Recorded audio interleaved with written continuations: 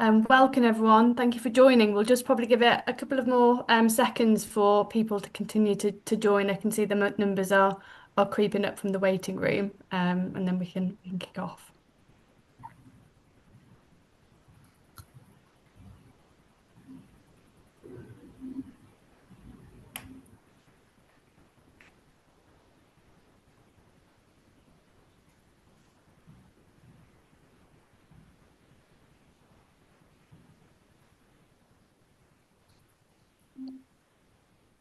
Okay, let's start. So, hi everyone. I'm Laura Scott, a consultant at PA Consulting, and welcome to our 10th in a series of PA's business psychology events. In these events, we look at some of the biggest trends and challenges that businesses currently face through the lens of psychology.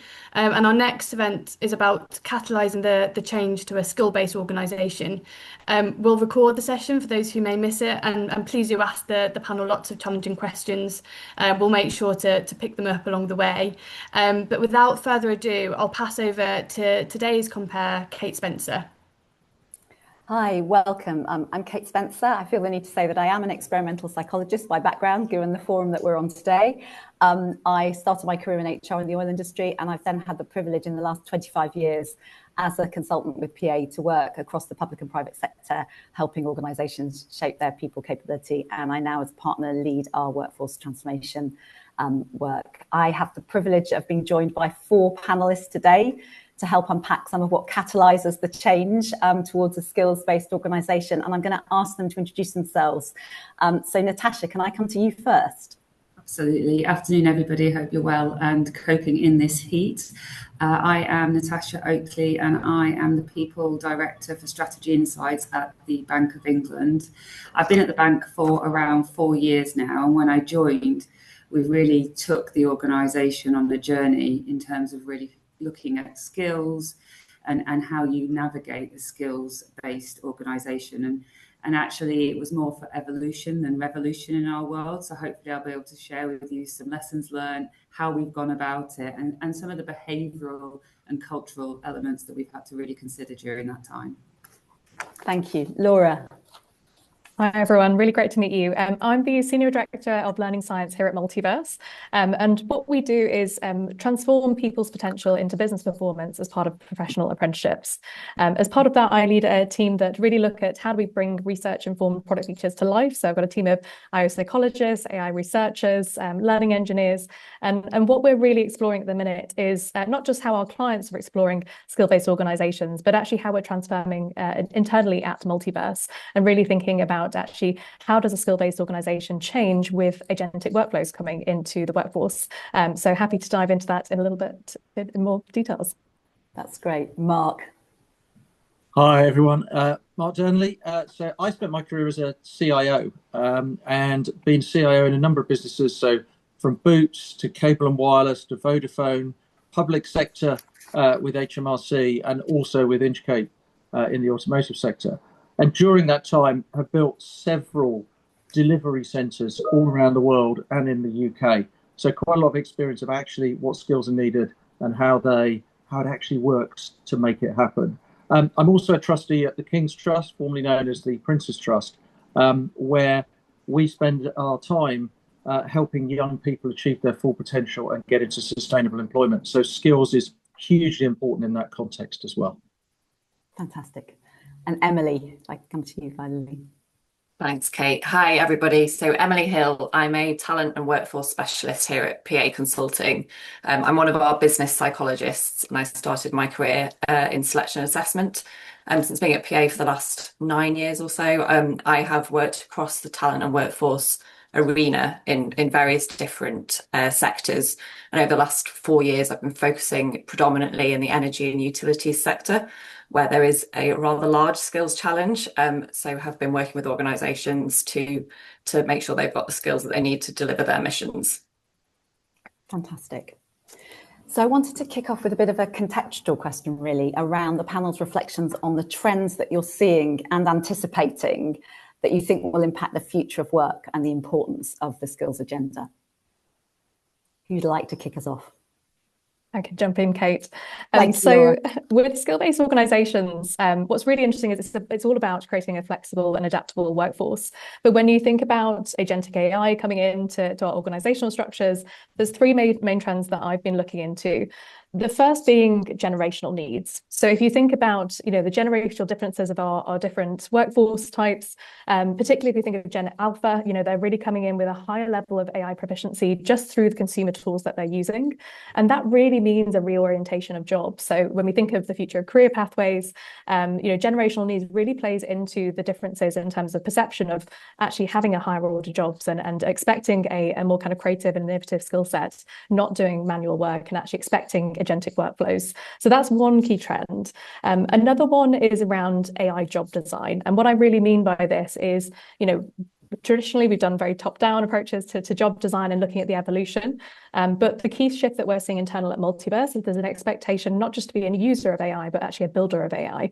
And actually what that means is this full empowerment of a skill-based organization to ensure that every role is enabling to be kind of transformed, to think about their ways of working. And a final trend just to finish on there is around actually the culture that we're building. We talk about skill-based organizations, but actually one of the key shifts I'm seeing is around actually how do we think of the behaviors of how our organizations evolve? So if you think of our decision-making processes, it's now this interplay between humans and AI. And actually what becomes really interesting is thinking about, we can empower our workforce to have the right skill sets to transform and adapt to industry trends. Are we building the right culture and behaviors to allow that workforce to evolve and adapt to those needs? So hopefully that's a few things to get started with, but would love to hear from the rest of the panel members. Yeah, look, I'm very happy to come in as well. That'd be fantastic, Mark. Because I think everything Laura says is absolutely spot on, and I might contextualize it over the last sort of 30 plus years because I've realised I've been doing this a little while now, and I think the really interesting thing is if you look over those time periods, how much the pace of change is increasing. So if I go way back and pick some of the early days of my career, if you look back to COBOL and the original COBOL. Now, I know it's still around, but really as an active language, it had something like a 30-year lifespan. If you then go to the next generation of languages, perhaps a Java or a C or a C++, or even you go to an SAP and ABAP, those have had 20-year lives as active languages of people coding in them. And even some of, what you might call the more modern languages, be it a Rust or a TypeScript or something along those lines, those you would expect to have a kind of 10-year life. But now you look at what's happening, and so that's been increasing, but the speed is getting even faster. So I have no idea how long the vibe coding tools, the lovables, and the cursors are going to last, but it isn't 5 years. And so I think one of the really interesting things in this is everything Laura said about the dimensions we've got to think about, but just how quickly things are changing. And so how many times in an individual's career they are going to have to retrain in these things. So I think it's pace of change that's really affecting the workplace and what we need to do with skills. Fascinating time. Yeah, can I come in on that if that's okay? Please do. I mean, I think AI and speed of technology absolutely is something that you need to think about. But equally, if I presented you two, Laura, Mark, to my team, they would wet themselves, quite frankly, with fear, because that's the problem. The speed of technology is fearful for some, and actually what we're trying to do at the bank is to make it demystify some of that actually when you look at skills-based organizations or skills-focused organizations, it's also about what it gives to the individual, about having a more linear career across the organization, understanding the skills they have today, the skills they have in the future, and how they can also navigate across the organization in a way that helps them develop. So I think for me, it's been much more of a cultural thing about not fearing the technology, but actually helping them to see how it enables them to be better at that job. Because our biggest thing has been around behavioral change and cultural change, and the fear of this, AI is over here, what's it going to do? And actually it's demystifying some of that, and that's what we've been trying to do over this period.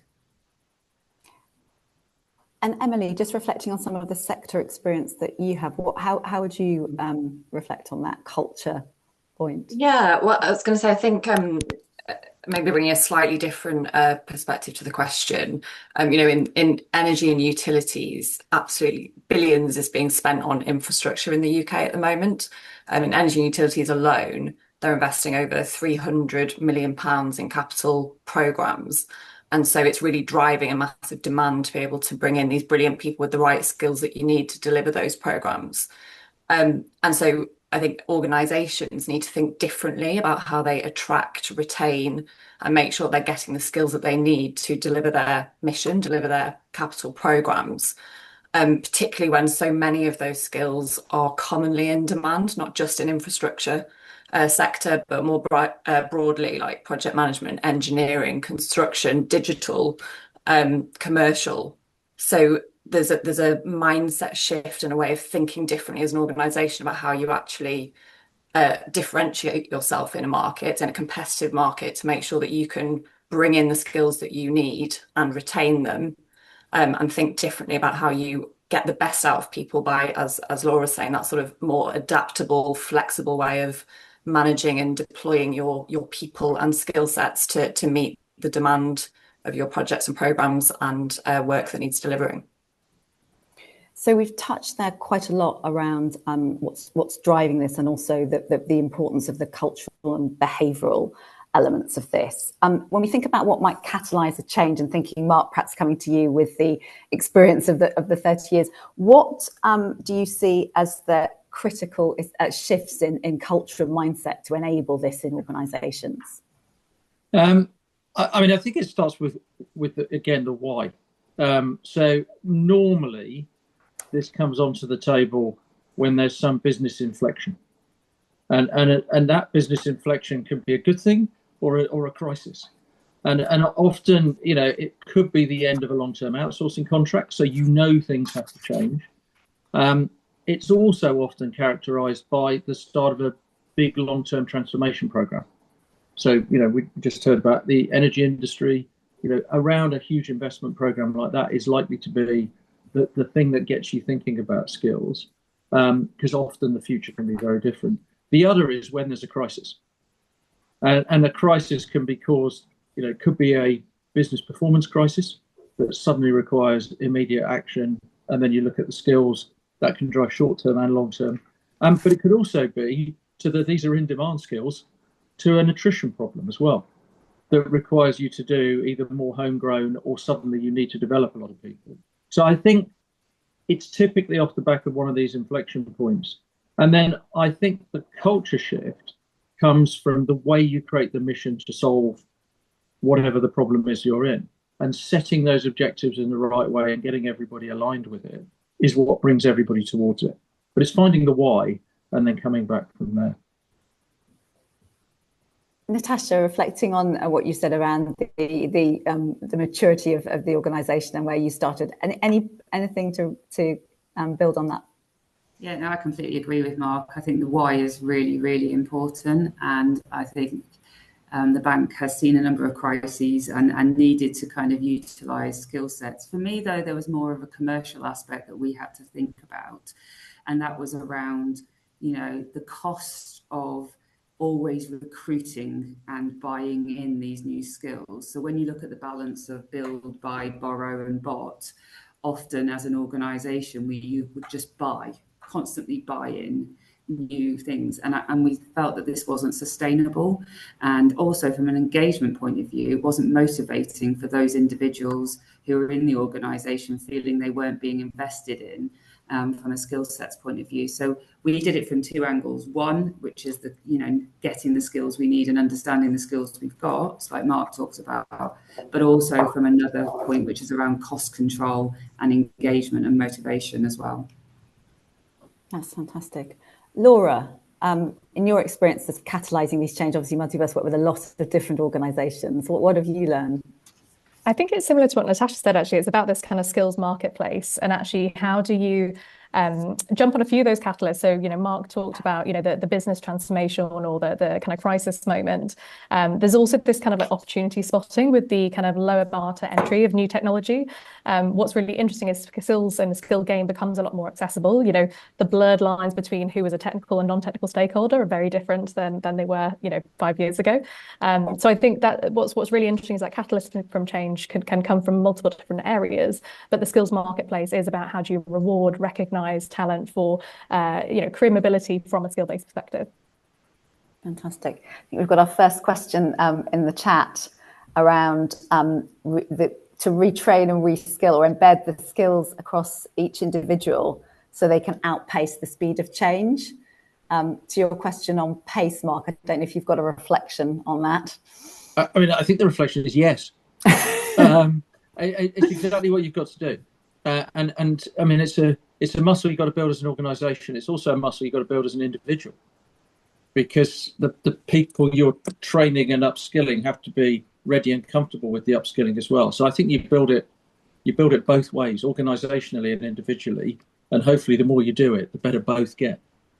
I'd love to dig into the how of that individual kind of growth mindset piece, and any hints and tips from the panel, because I know that's something that, as you say, getting the individuals ready to receive that. What's worked well?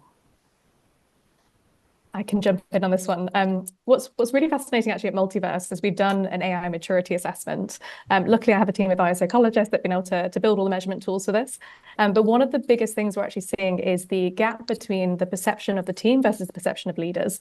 And what we found is actually role modeling AI workflows at the leadership layer and showing how leaders are actually on a skills journey, and just being quite open and transparent has had a huge effect in terms of actually everyone's appetite and motivate to reskill, upskill in lots of different areas. So there's something around that kind of perception gap or implementation gap between the multiple of layers within an organization.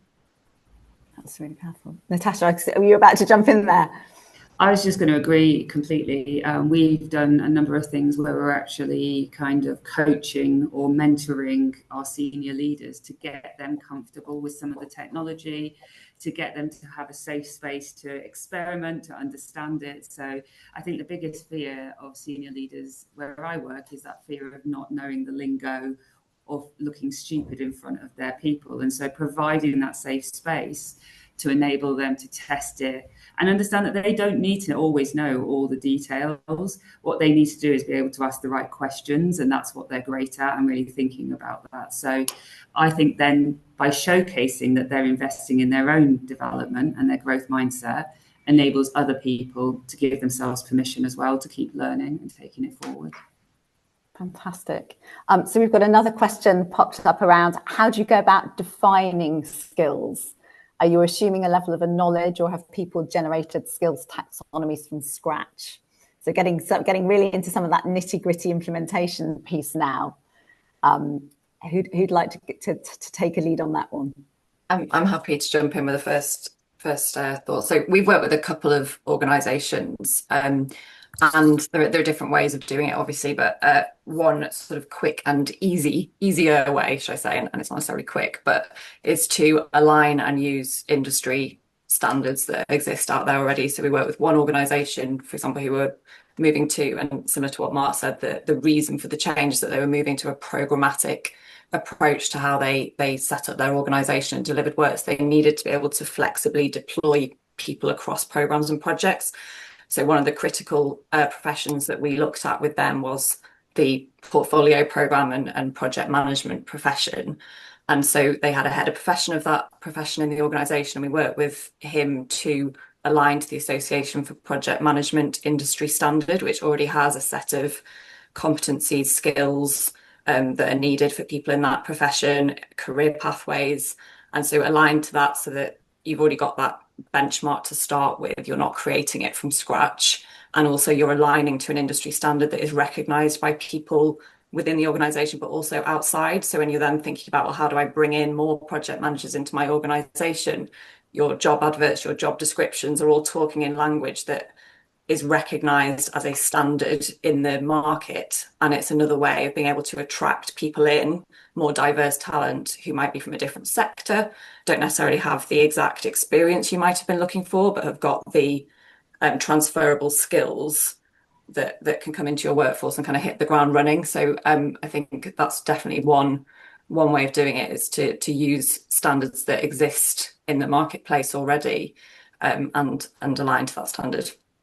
Fantastic. Yes, please do. I'm going to come to you, Mark, and invite you with fantastic. Yeah, I was going to say, I want to completely reinforce that. I think everything Emily said, absolutely spot on. I think if you can adopt industry well-known standards, it makes everybody's life so much easier, because they're so recognised, and you break through so many hurdles. You may need to tailor them. Undoubtedly, there'll be a little bit of nuance you'll need for a particular organisation. But the more you can do at a technical skill and a leadership skills as well, because you do need to think about both. I think that's by far the best way to go. Okay, so hearing a lot of advocacy for industry standard frameworks. Natasha, any reflections from a central banking perspective? Yeah, do you know what? I completely agree with both of them in terms of their view, if you can get there. And I think that's the bit where I've struggled at the bank, where everyone thinks they're unique. So they've got, so I've obviously got the PRA that regulates, I've got the central banking functions, policy, international. And, the debate we have most days is, but I'm special and I'm different. And trying to get them to understand that kind of 80%, 90% of the skills are pretty much the same across the organisation has been one of our biggest challenges in time. So it's definitely been easier in technology, where there are those frameworks that already exist and they are up for it.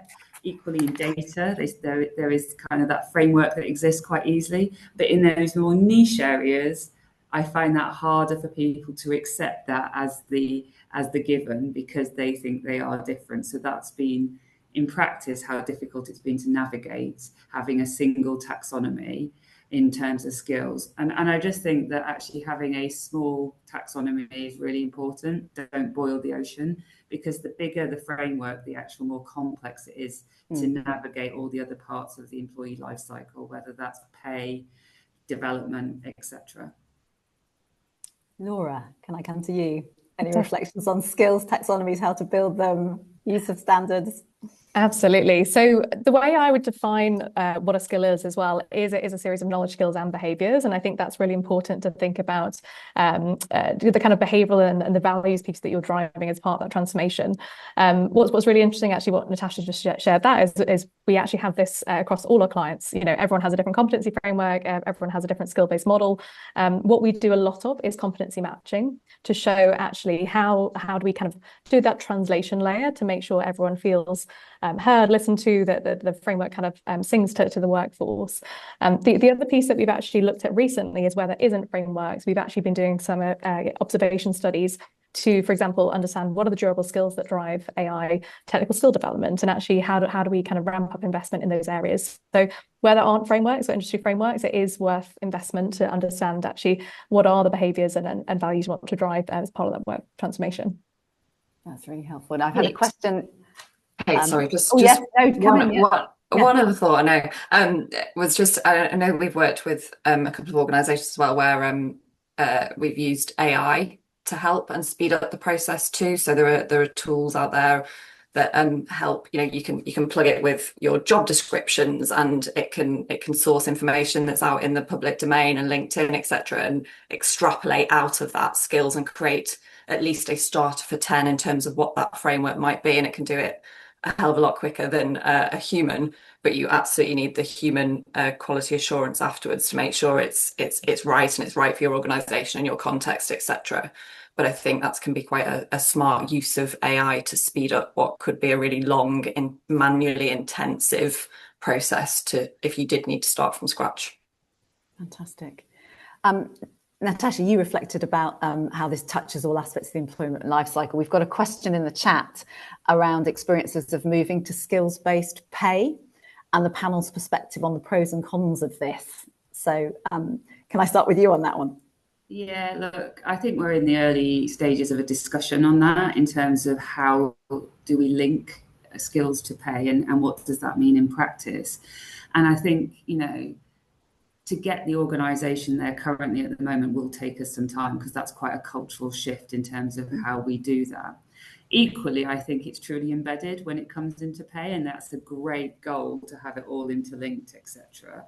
But the bits we're debating, and I welcome the other panel's thoughts, is around when you pay for skills, but when those skills are no longer the skills you need, how do you manage that and manage expectations in the organisation to move that pay flexibly attached to the skills that you want in that current period, but that you're not fluctuating every minute with a different need and a different ask. And so we're just genuinely kind of curious at the moment about, if we did do something attached to pay, what would that look like? How do you manage that? And how do you make sure that individuals know what the expectations are and how it works? Mark, could I just get some reflections from you on that skills-based pay piece? It's a very hot topic in the DDAT in the public sector at the moment, and the premium status patches, and your other experience as well. Yeah, I mean, you said we get the hard questions. So, I mean, skills-based pay is the amazing one. I think I would start by standing back and saying, what's the overall model that you're designing? And I think we can all learn a lot from the professional services industry on this. I'm a very strong advocate, and I think it's played out in many places, where you have a series of levels, and there are, you have people at levels, and there are pay ranges for those levels. And that to get to those levels or move between them is very strongly linked to the skills you have. So there's an objective way to move through. And that, I mean, actually that fits the civil service reasonably well. But it fits most organisations with different, bands or whatever they want to call them. Now, then you get to the problem of, what about the really hot skills? And the problem with what about the really hot skills is, what's hot today wasn't hot a year ago and won't be hot tomorrow. And I do. But firstly, I'll start with that. I wish, if you can ignore it, do, because the moment you go down what I'm about to say, it's very hard to ever come back. And I think a lot of the time we panic ourselves into wanting to do something when actually you don't always have to. But there are times when you do need special skills allowances. And I think it's much better, and my experience is it's much better if you can make those, I'll say, temporary awards, so that you always, they're over and above the standard framework. And so ultimately, if you choose to, you can take them away, and you can move them between different areas as technology hotness moves on. But this will always be difficult. I think it's a very, very hard area in all skills, but you've got to start with a fundamental framework. And I think there's a lot to be learned from the professional services industry. Not always a phrase you hear said, Mark. So. No, I think talent is incredibly well managed. Now, the model as well, to an extent, and it assumes a level of attrition. So you have to balance that very carefully for your organisation. But if you set some of those expectations with people, I think you can adopt a lot. And I think, you sell people in professional services. That means skills really matter. And I think we can learn from you. Laura, any reflections from you on skills-based pay and Multiverse's experience of doing that as a services organisation, or more widely with your clients? I think it's fascinating, because I think this is also links back to the maturity of the organisation. So I'm going to talk through an example in terms of Multiverse, but we have moved from a startup to a scale-up over the last few years. So what I would say is actually about core expectation setting. So one of the kind of key pieces that I was introduced to my role is we're not the same person we were 3 months ago. And that statement becomes very powerful in terms of how everyone is expected to kind of work towards a skills profile. And, I know every 3 months I'm thinking about, great, where do I need to go next? So it's about that kind of multi-threadedness into every part of how you reward and recognize individuals, how you celebrate kind of team culture around skills. So to move to kind of a pay-based system, it has to really start in the culture and the heart of the business. Now, that becomes very hard when you're trying to turn the ship of a very large, mature organization. So I appreciate I can't share any insights on my experience there, but I think that kind of expectation setting piece and how you thread it through the culture is a key factor in that. Fantastic. And Emily, recognising that quite a lot of the sector you're expert in is probably a little bit like turning the any reflections on reward practices there?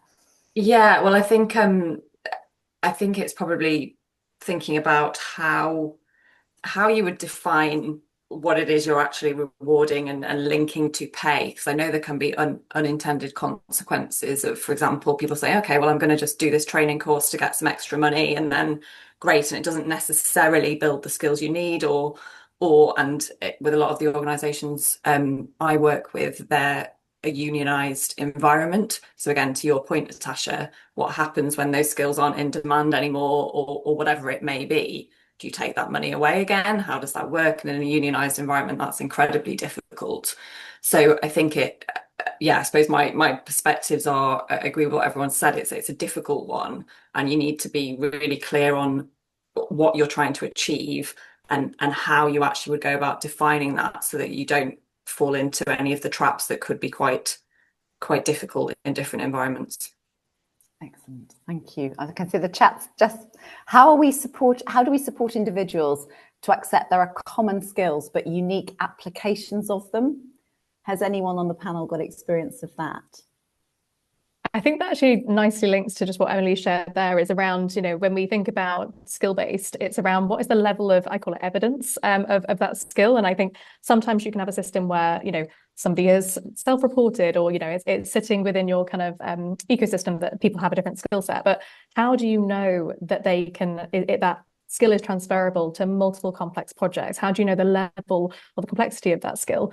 It's really important to have a system where there's potentially manager verification, that you can see the kind of the history of how that skill's developed in the role. And I think that's something where it can often, when you think of systems of how you identify skills and think about workforce planning and identifying who you can deploy in different projects, it sometimes gets lost in terms of the complexity and the repeatability of that skill, and how that skill's been embedded into that employee's kind of day-to-day work. Mark, any reflections on applicability of the skills? Again, you're giving us all the hard questions. I think it is about how we set the mindset. I think we can lead through some of this, and it comes back to the comment earlier about people are scared, and I think how we frame a lot of this is really important, of the vision that we're trying to create for the organization, but the vision we're trying to create for the individuals as well, of why it's good for them to create these skills, and how we're going to help them on this journey through their career, using them, learning more, and building forward. So I think I said it at that level, because I don't think there's ever the perfect answer of how is exactly that skill applicable on these 17 different scenarios. It's giving people the confidence that we're doing this to help them, to help us to be more successful as an organization, and by that virtuous circle, they will therefore be more successful as individuals. I think that's how I would frame it. Mm-hmm. Natasha, anything else to add on that one? No, I think it links to something I said before, which was around giving people control, making them feel like they've got control in this and skin in the game. And that's the really important thing for us. Like Mark says, it's about helping them understand that it benefits them, and it gives them the skills they need, not only internally, but makes them more marketable, full stop. Often we're scared to talk about external opportunities and losing people to the external world. But actually, for me, I think that's a great thing, to kind of like that kind of revolving door principle, that we send people out being great advocates, highly skilled, and they can come back in with that business experience and help us in our world as well. And so I think the fluidity of skills and showcasing kind of the skin in the game for them as individuals is really helpful. And I think that links back, doesn't it? The previous, and one of my reflections around the mindset question is that principle of the revolving door being a good thing, not a bad thing, is, I think, one of the things where we've seen it differentiates organisations who can make this work, seeing it as a benefit. We have a question now about, in large geographically dispersed organisations, how do you know how an individual's skills compare with those defined for their role? And I think maybe we're touching a little bit here into the technologies that provide you with the data and insight to run this. If we can focus on that question specifically, but then I would also like to come on to some of the platforms and technologies that perhaps people have found work well. I mean, I've been playing around the world for the last few years. So maybe answer. I mean, look, I think you've got to start with the global design. And I also think in many of these skills, yes, there will be local nuances, but you should start with the principle that skills are global. And you actually, back to giving people the skills for life in here, you are setting this up so that they can compete in your organization globally and then in the marketplace globally.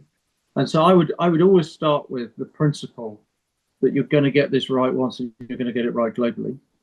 And then only from there have to do local nuance, if there's a language requirement or a tax law requirement, all the classic localization things.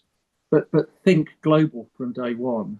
And then, that will link very much into a platform discussion. I won't go there yet if we're going to come to that question.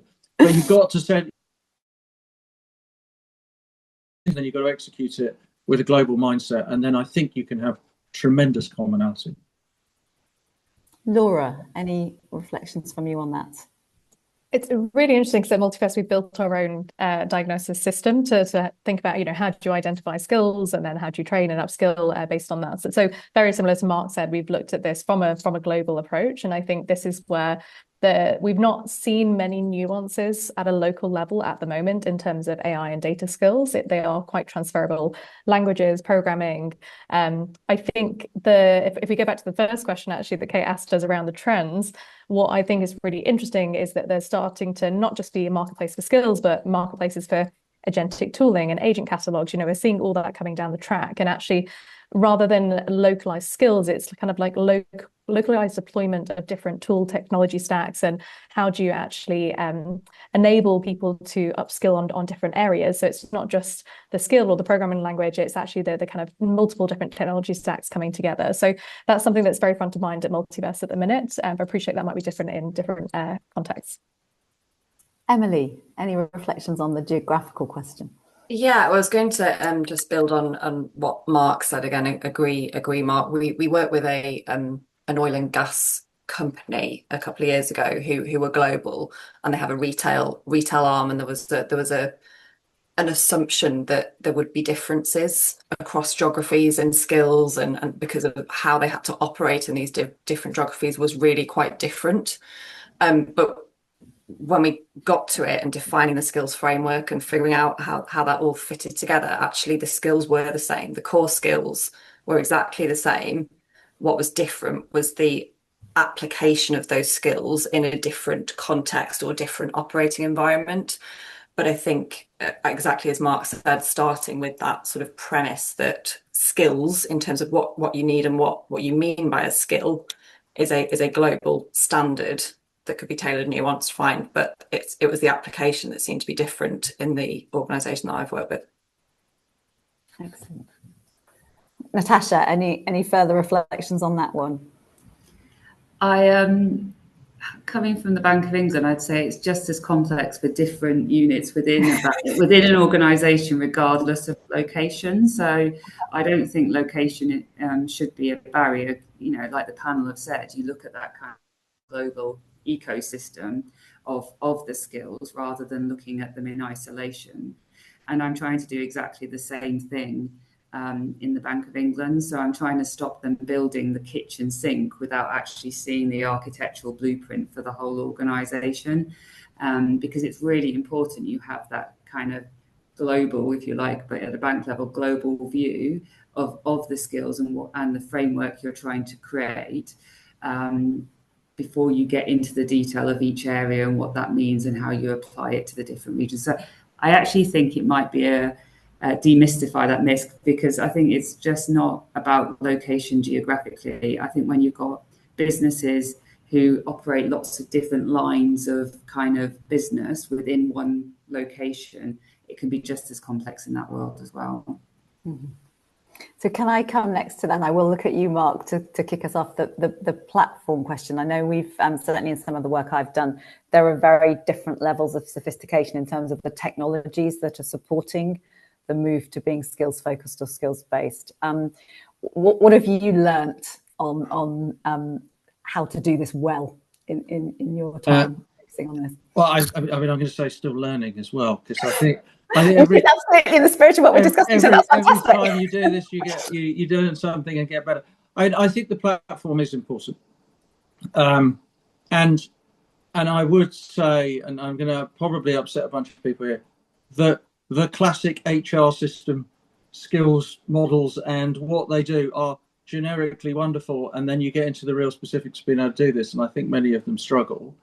So I think this is an area where specialist niche helps, because a lot of the work has been done before. I would give a shout out to Multiverse, but also we've just done it in the last 2 or 3 times I've been doing it actually, with a platform called Skills Now, where you start from day one with something that's set out to do exactly what you are doing here with skills development and be able to track it. And then what you've got to carefully think about is how far you want to go through the journey on the platform of, does that include recruiting the people and then building their onboarding skills plans and then getting to the right level? Do you want to go all that way through? Do you also want to link it into their personal objectives so that when you come to do their appraisals, that is closely coupled with the skills platform? Or do you have a different way of doing that? So I think really thinking through what is going to make the most difference if they are integrated versus what is separate. But back to, I think all the way through, I'll say design from the beginning, and therefore think through what you need from the platform you're going to use and make sure it's great, because otherwise people won't use it. And if they don't use it, you don't make the progress. Back on spreadsheets trying to track this. And if you are there, you failed. Natasha, any reflections from you on that? If you're I was reading the questions. I was getting excited about the heads of profession question. Sorry, I was ahead. Oh, sorry. Yeah, no, that's fine. We will come to that. You know what? I don't disagree with Mark, but equally, I often find that we don't utilise the systems we've got fully to its potential currently, and therefore, in a cost-constrained environment, it's really hard to justify another kind of system or application that actually doesn't talk to the systems you have. And so where we ended up starting with is we're currently with Oracle. They do have an offering. We're not as mature as some of the tech companies or some of the startups. So we're trying to see what we can get from our current system, start utilizing that. It links to performance management. It links to recruitment. All of it is in one system, with the view that hopefully then people will start using it because it can talk to each other. I can't say whether that's going to work or not. And I actually don't disagree with Mark, because I've seen some very clever applications outside of Oracle, but we've got to work within the confines of our current environment. And I think those classic platforms can add value. It's just about making sure you use it in the right way. And Laura, recognising what you said about the startup scale up of Multiverse as an organisation yourselves, and any builds on those two slightly altered, slightly differing positions? Yeah, definitely. And I think what's really interesting is you can have multiple skills intelligence platforms and providers, and so long as you have that translation layer to make it really easy of use for the workforce. What I find really interesting is the 3 different kind of anchor relationships of the workforce, their managers and leadership all using the same software and understanding to be threaded into the cultural systems of performance management. It's got to be the leadership team are using it for workforce planning and thinking where the future the skills are going. It's also got to be this bottom-up process, which I think is fascinating. A lot of these tools are quite top-down or were built for managers and leadership layers, but actually a learner or an individual understanding, great, where do I want to take my career? How do we kind of instill that intrinsic motivation to people to think about what's next? And really a lot of the AI practices and other technological shifts, we're going to see a lot more innovation from bottom-up practices versus top-down initiatives. So it's about a system that can kind of balance all 3 of those parties. Excellent. Before we move on to the question that was exciting Natasha about heads of profession, Emily, anything else from you on that one? I'm not sure there's a huge amount I can add to what the rest of the panel have said. I mean, we've worked with organisations, again, at different levels of maturity and different platforms. We've also developed sort of bespoke little apps through Microsoft Power Apps. So there are all sorts of different things you can use. And I think the most important thing to what the panel has said is that integration piece, because the more systems and the clunkier it is, the harder it is to use and get the value out of it, and the harder it is for the individual to engage with as well. Excellent. So I will come to the question. Any thoughts on moving from an HR initiative to a head of profession ownership with senior leaders driving the narrative? Is this necessary, or can it be HR led? There we go, Natasha, the floor is yours. Yeah, no, thank you. I love that question, because that's something that we have been kind of considering. And in this organisation, and it's different in other organisations I've worked to, but in this organisation, if it's seen as a people initiative or a HR initiative, it feels like it's being done to them, and therefore that's where the resistance comes. And equally, if I try to develop this whole infrastructure of a skills taxonomy, skills framework, they would just repel from it. So where we actually got to is, when we make them think it's their idea. And what we've done is set up a heads of profession network. So we've looked at kind of 15 different professions across the bank, which seems a lot, but it actually makes sense with the different areas of professions that we do. And we've asked one of the EDs, so the executive directors in the business, to head up that profession. And by doing that, and by building it and saying, I'm in the data head of profession, these are the skills I feel we need as an organisation wherever you sit, and I'm going to develop that across the suite of the organisation. They have more influence and power and more skin in the game, and then they go into bat for more budget. Well, we need to develop these skills because we're in the business and this is our job. And actually, I have found some success. It's still early days, but the EDs really want to do it. They see the power of that. Individuals love the fact that no matter where they sit in the organisation, if they are a data expert, they will get the development and networking of that, and they can see the roles and the opportunities across the organisation. And we get the information on what skills are important, and we get the budget to help develop them. So it is a win-win, sneaky underroute for us to be able to develop some of the skills work that we're trying to do. But it builds momentum. We've got five heads of professions in the pilot, and the fear of missing out from the other areas is intense. So actually what we're doing is, bizarrely, people are begging us to do it, whereas before they were like, oh, what are you trying to do, Natasha? This is a disaster. They're actually like, give me more, give me more. So I'd love to say HR, I'm sure lots of you in the HR profession have more power than I do, but it's not worked for me here. It's just seen as another HR thing. And so we've put the hands in the power of the EDs, our executive directors, and to enable them to do better business planning and financial planning. So we've really anchored it in being able to deliver business outcomes. Fantastic. Mark, can I come to you for a reflection on that question? I think Natasha's nailed it. I mean, really, I do. I think it's fantastic what you do. I love my HR colleagues, and I'm sure there are many HR people. It cannot be done without the support of HR, but it has to be owned by the accountable business managers, and then it will be done well and properly, and not a tick box exercise or anything like that. So, yeah, well, I mean, Natasha, you're setting a standard there. That's amazing. Thank you for that, Mark. Laura, any reflections from you on the relative roles of different areas, the people function and others? I think very similar. We've of all the clients I've seen go through skill-based transformations, it's very much that partnership between a CHRO profile and a chief digital officer, or whichever the more technical role is.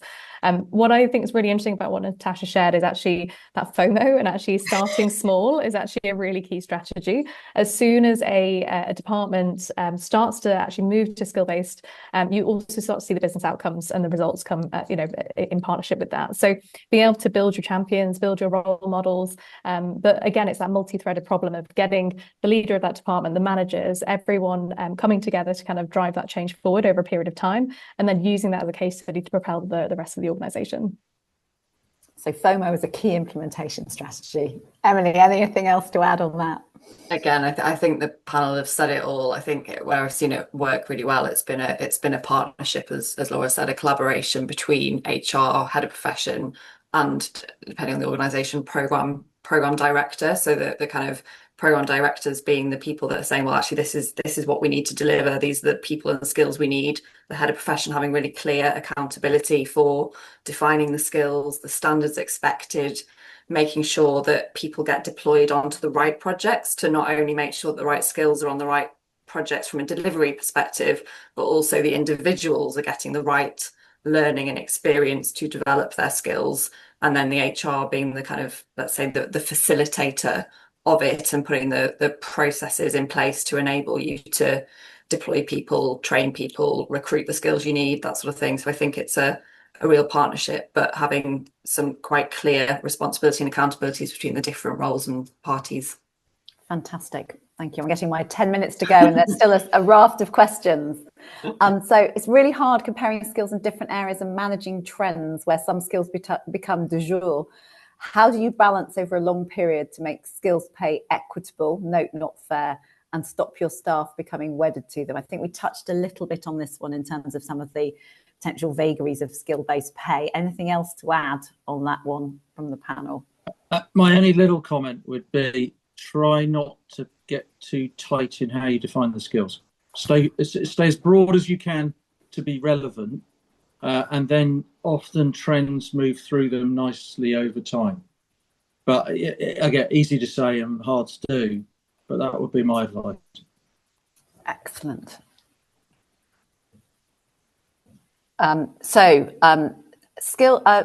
There's one of our audience, our skills project stalled when we realised how poor the data populated is.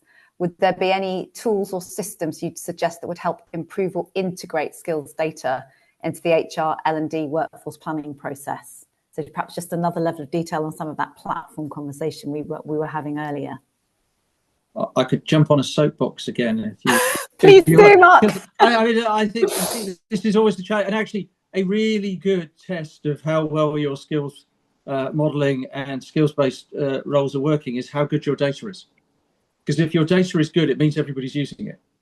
And so I think the challenge here is how are you embedding the use of that data in your review processes or in your planning processes? Because the moment somebody has to present that data to any sort of public forum, they will then the second time make sure the data is good. The first time they'll apologise, but the second time they'll make it right. So my advice would be just get it so that it's publicly available and nobody get promoted unless their skills can be seen, and nobody gets their budget unless they can prove they don't have the skills using that data. Something along those lines. Thank you. Some really specific suggestions there. Laura, Natasha, anything else to add to that? I think when you're looking, and there's lots of tool providers in the market, really think about like how they're pulling that data and the level of application. So we talked about actually both those questions. What you want to avoid is like this kind of like checklist mentality of like, I did this course and I applied this skill once and then that means I've got the skill. It doesn't. Really, the durability of the skill, the length of application, the increasing in complexity is super important. And I'd also just be really careful of the ethics of scraping tools that are kind of scraping things like LinkedIn or CVs. There's lots of inequity that can come from that. So when we talk about the equity of skill-based systems, think about actually how that data is being pulled and what is your level of evidence that you feel you can then make pay-based decisions off. Fantastic. Natasha, Emily, anything else to add? I think just what's in it for them. I think it is about clarity about what's in it for me. Why should I bother investing in putting my skills on here if nobody's ever going to look at them? Or so a bit to what Mark said, like showcase that you're using it, the importance of it, how it works. Utilize it if people are going through any redundancy processes, redeployment, retrain. All of these things show how it fits into every part of the life cycle. Because if they can see it's being used for the positive, then actually they'll invest that time to do it because they'll fear they're missing out again on something. So I think it's what's in it for me. I don't think we sell that enough. Mm-hmm. So it's the why we're doing it and what's in it for me. You have to constantly be pushing it. Great. Emily, any further reflections on that? No, again, similar. I think Natasha said what I was thinking very eloquently, so I won't repeat it. But I think it's a mindset behaviors piece as well. Like, how do you actually get people to fill in the data? Why should they bother? But Natasha said it all. Brilliant. Okay, I think we've got one last question in the chat, and then I'm going to come to your key tip just to warn the panel that that's what I'm going to ask you in terms of implementation success. So the last question from our audience is, how does the head of profession work when you want to encourage cross-profession movement where common skills exist? Do you find they work collaboratively? Natasha, could I come to you, given the model you're piloting and what you've learned from that around cross-profession development? Yeah, I was trying to work out my top tip. It's like sorry, two things at once, right? I will ask someone else so you have time to think before I come to that. So how we set it up is we do have a head of each profession, but then each of the heads of profession come together as a kind of design authority to work together to say, okay, so what are the key skill gaps across all of the different professions? And what we're finding is there are some similarities in some of those skills gaps. And then they start talking about, there's gaps in one profession they're really good at. And then that enables them to have that cross collaboration and that conversation about how they start to support each other. And often people think with any of these initiatives it's expensive, but actually what we're finding is there's that cross-fertilization of learning and development across the organization. Of course, we always have to buy in some development, but people are really up for the let's teach our own. We've got experts in the business. Let's try and share that across the piece. And I think about bringing them all together in that forum just allows them at a kind of high level to discuss what the gaps are, what they're seeing, how they work together, and how it becomes a kind of system-wide approach to skills and talent. Fantastic. You'll have some thinking time because I'm going to turn to Emily, just in terms of the things you've seen across the sector, Emily, whether you've got any reflections on different head of profession models and getting that collaboration.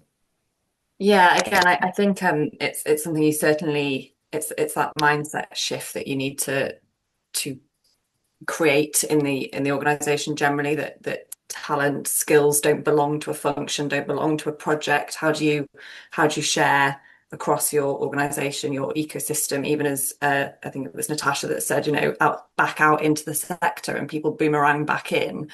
So I think it can be really easy for people to want to hold on to it because they're scared, and they're like, well, I've got a brilliant person here, and if I let them go over there, I'm going to lose them. And then what does that mean for me? So it's not easy.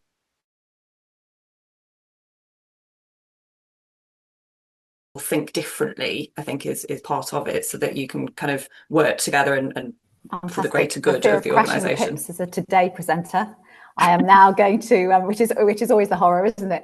I am now going to come to my last question, which is from the panel.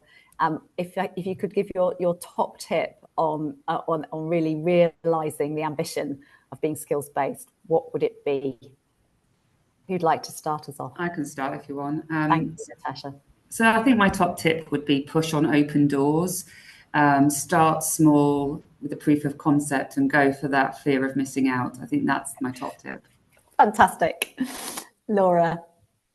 I think it's about building a network with other people that are going through this transformation and learning from others. We don't need to reinvent the wheel with this.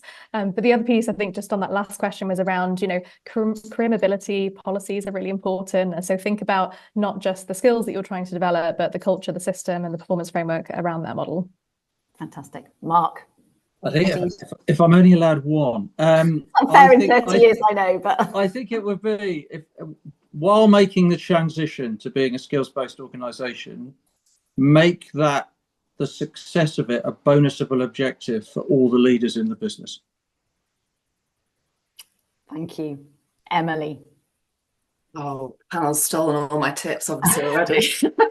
What an additional one I would add, I think it's probably a really obvious one, but it's be really clear on what the skills are that you need to achieve your strategy and the time frame you're thinking of. So future-proofing it. But I think it's almost the first step. What are the skills that you need, and then you build the rest from there. Fantastic. Thank you so much, panel, for your wisdom and for the shared insights. I will hand back now to Laura to close us off.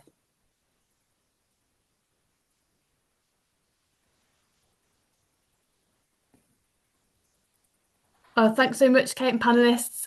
Please do reach out to PA's experts if you'd like to carry on the conversation, or if you're interested in joining one of our upcoming sector-focused roundtables. And also look out for our next event, which is in November, around transformational leadership. But for now, that brings us to the close of our business psychology event. Thanks so much for joining, everyone, and hope you have a good rest of the day. Thank you. Thanks, everyone.